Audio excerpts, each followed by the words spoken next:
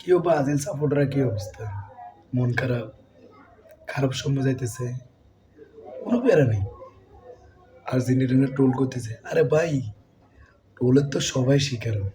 আমি বলি কি, ট্রোল না করাই ভালো। একটা দল হেরে গেছে, বিশ্বকাপ থেকে বাদ পড়ে গেছে, এটা নিয়ে মন খারাপ করে আছে। ফেসবুকে দেখি যে বেশিরভাগ আমাদের আর্জেন্টিনার ফ্যানরাই ট্রোল করতেছে, হাসি তামাশা করতেছে। ভাই খেলা একটা, হার জিত আছে, দেখছি যে বেশি ট্রোল করে এইগুলো বেশি বাড়াবাড়ি হইতেছে। এগুলো ভাই ঠিক না। তাদের দল হারিয়ে গেছে, তাদের মন খারাপ, ঠিক আছে, কিন্তু তাদের দলের সবচেয়ে বড় কষ্ট করেছে নেইমার জুনিয়রকে নিয়ে। নেইমার জুনিয়র 100% ফিট থাকার পরও তাকে সঠিক সময়, নির্ধারণ সময় তাকে নামানো হয় না। সবচেয়ে দুঃখ লাগলো এই জায়গায়, আমরা আমাকে প্রায় 8-10 হাজার মানুষ ব্রাজিল আর্জেন্টিনা মিলে খেলা দেখতেছি। যখন ব্রাজিলের প্রথম এক গোল খাই গেছিল হ্যান্ডল্যান্ডে অফসাইড, তখন দেখছিলাম ব্রাজিল আক্রমণের উপর আক্রমণ, পাল্টা আক্রমণ। আমি যা আজকে ব্রাজিল জয় নিয়ে ঘুরে ফিরে যেভাবে অ্যাটাক করতেছে, গত ইতিহাসে দেখছিলাম যে ব্রাজিল বনাম নরওয়ে ম্যাচে নরওয়ে দুইটা দিচ্ছে, ব্রাজিলও দিচ্ছে, সমান সমান, কেউ কারো তো কম না। তো এখন আমি বুঝেছি যা ব্রাজিল আগের থেকে পরিবর্তন হয়েছে, ব্রাজিল কিছুটা চেঞ্জ হয়েছে, ব্রাজিল দলটা গুছিয়ে আনছে, কালো আনছেলে ওরে মাগো মা দাঁড়িয়েছে কোন করবে এই সুদনার পাওয়া যায় এরকম ম্যাচ ঘুরাবি, ভাই কল্পনা ভাই, মানে গাছের থেকে পড়ে গেছি। আমি আর্জেন্টিনার ফ্যান হয়ে ব্রাজিলের জার্সি গায়ে দিয়ে আমি খেলা দেখতে গেছি যে ব্রাজিল জিতুক। একটা হতভাগা প্লেয়ার আছে, হতভাগা প্লেয়ারটা একটা ব্যালন ডিয়ার নেই, একটা বিশ্বকাপ নেই, তিনটে বিশ্বকাপ, 2014 বিশ্বকাপ ইনজুরি, 2018 বিশ্বকাপ, 2022 বিশ্বকাপ, শেষ পর্যন্ত 2026 বিশ্বকাপে তাকে ছিটকে পড়তে গেল। একটা জিনিস বুঝি না আমি, কোচের কি সে পছন্দ করে না, কোচ তাকে পছন্দ করে না, কোচ তাকে নামানো হয় না। কিছুটা তাদের রাজনৈতিক সমস্যার কারণে নেইমার জুনিয়রকে না পারতে দলে নামো, আমার মনে হয় সম্ভবত এটাই, যেটা আমাদের দেশেও একই অবস্থা। তা আমি বলি কি, আমার আর্জেন্টিনার ফ্যানরা ভাই বেশি ট্রোল করেন না, যা হয়েছে অনেক এনাফ। গত রাত্রে খেলা দেখে এই ঘুম দেওয়ার পর থেকে ঘুমে থেকে উঠে দেখেছে ওরে বাপরে, এরকম ট্রোল এরকম ঠিক না ভাই। তাদের মন খারাপ, তাদের দল বাদ হয়ে গেছে, দুইটা বিশ্বকাপে তাদের কোয়ালিফাই করার আগে তাদের বাদ পড়ে গেছে তারা, যার কারণে তাদের মনটা খারাপ।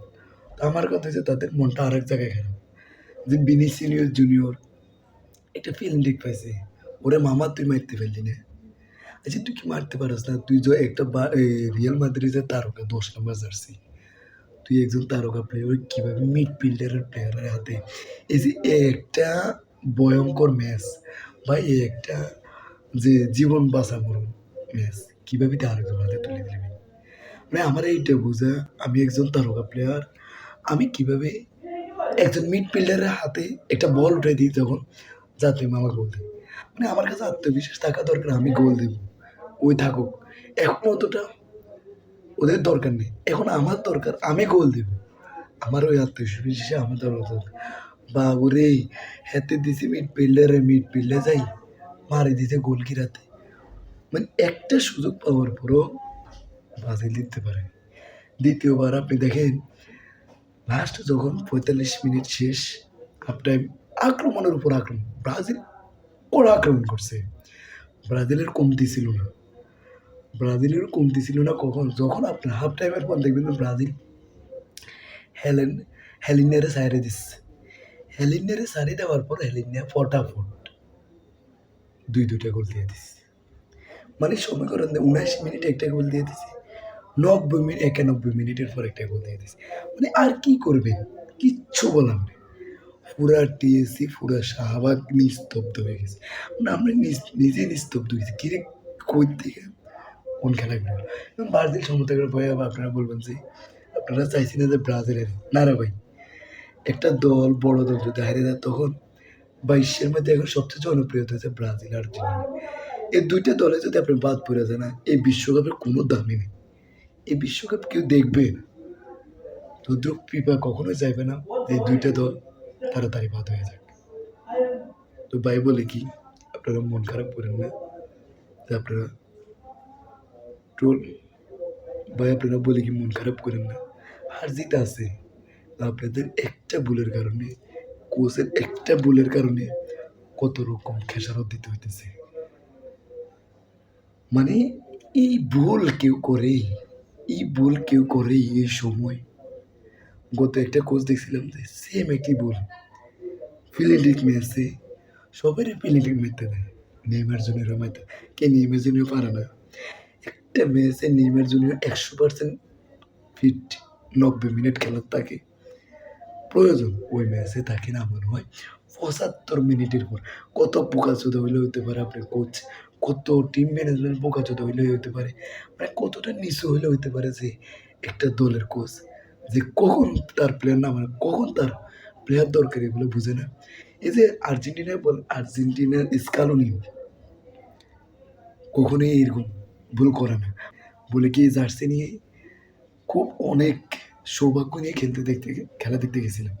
এবং শেষ পর্যায়ে খুব হতাশা নিয়ে ফিরতে হলো। আমি আর্জেন্টিনার ফ্যান হই। খুব খারাপ লাগতেছে ব্রাজিলের জন্য। যে ব্রাজিল অতি তাড়াতাড়ি বাদ হয়ে গেছে।